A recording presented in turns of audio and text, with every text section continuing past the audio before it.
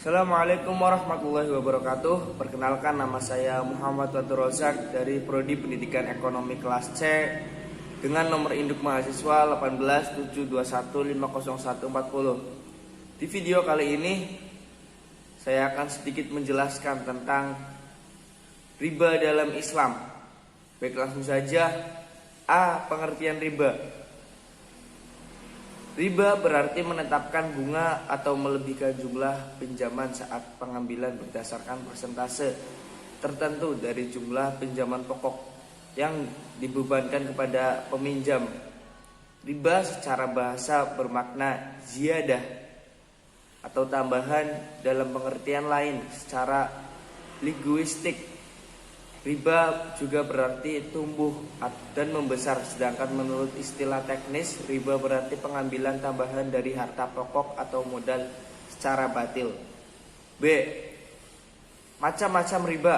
Menurut para ulama fikih, riba dapat dibagi menjadi 4 macam, yaitu sebagai berikut. Yang pertama, riba fadl, yaitu tukar menukar dua barang yang sama jenisnya dengan kualitas berbeda yang disyaratkan oleh orang yang menukarkan. Contohnya tukar menukar emas dengan perak, perak dengan emas, beras dengan beras, dan sebagainya.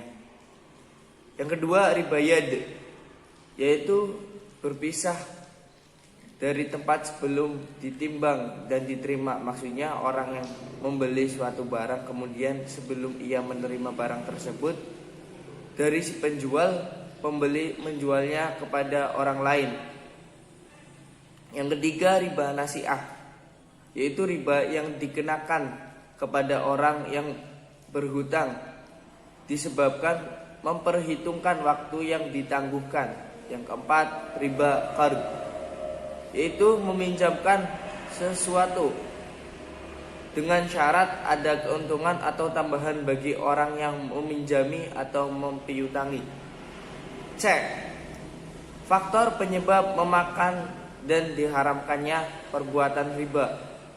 Faktor penyebab memakan riba, yang pertama, nafsu dunia kepada harta benda, serakah harta. Yang ketiga, tidak pernah merasa bersyukur dengan apa yang telah Allah berikan.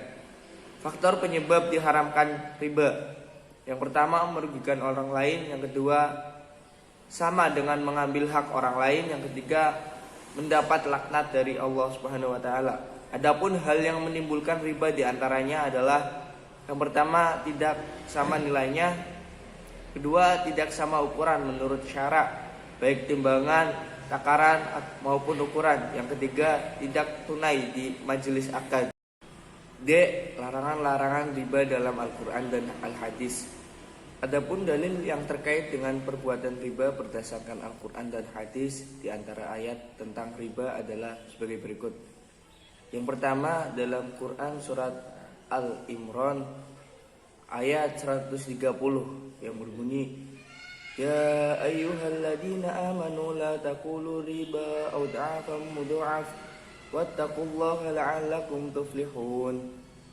Yang artinya, hai orang-orang yang beriman, janganlah kamu memakan riba dengan berlipat ganda, dan bertakwalah kamu kepada Allah supaya kamu mendapat keberuntungan.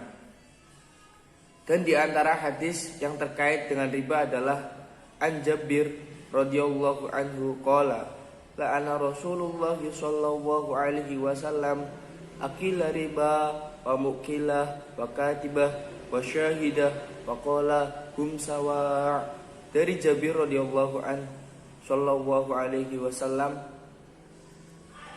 telah melaknat atau mengutuk orang yang memakan riba, wakilnya, penulisnya, dan 2 saksinya. Hadis riwayat Muslim. Baik, terima kasih. Itu saja materi yang bisa saya sampaikan. Mohon maaf apabila ada kata yang kurang tertata atau tutur yang kurang teratur. Wassalamualaikum warahmatullahi wabarakatuh.